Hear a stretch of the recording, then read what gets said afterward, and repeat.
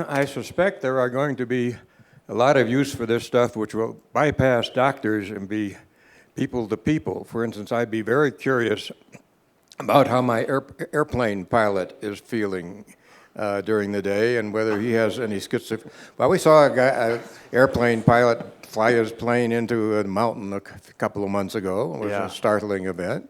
And there clearly would have been chemical markers in his blood that would have suggested that he might not be in that airplane. Yes.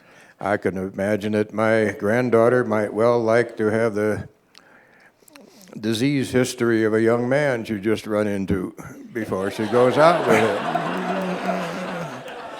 You got it. There are a lot of applications. I think you'd very much like that for her. Yes, sir.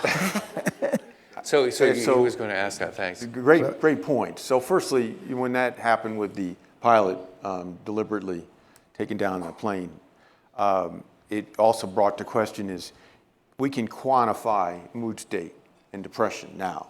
We've never been able to do that before.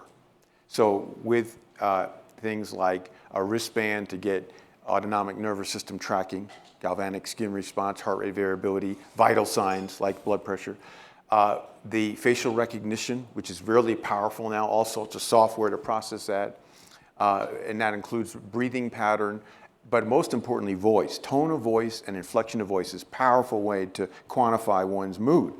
And then if you really want to get fancy, you can add brainwaves, which there's a lot of brainwave. I didn't bring it, but you can, just a headband that gets brainwaves. So you can quantify, and this is the #1 cause of disability, depression. So that is going to be a whole new look because so many people can potentially avoid medicines or get better titration for medicines.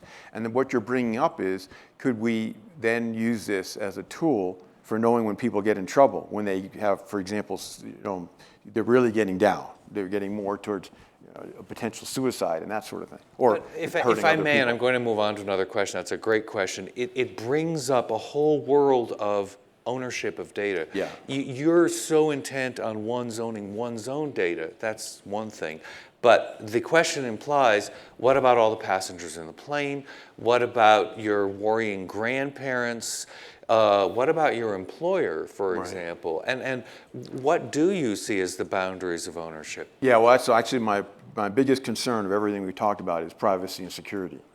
And it has to be kept to you or your family members, whatever, your children. And we don't have any safeguards for that right now.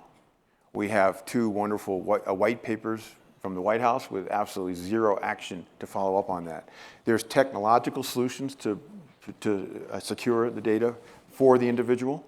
There also has to be legislation, which you touched on, that we don't have this protection. So that needs to be enacted, and we're way behind in that. So we have data capture, which is extraordinary, and we have pitiful analytics, essentially, and safeguarding privacy.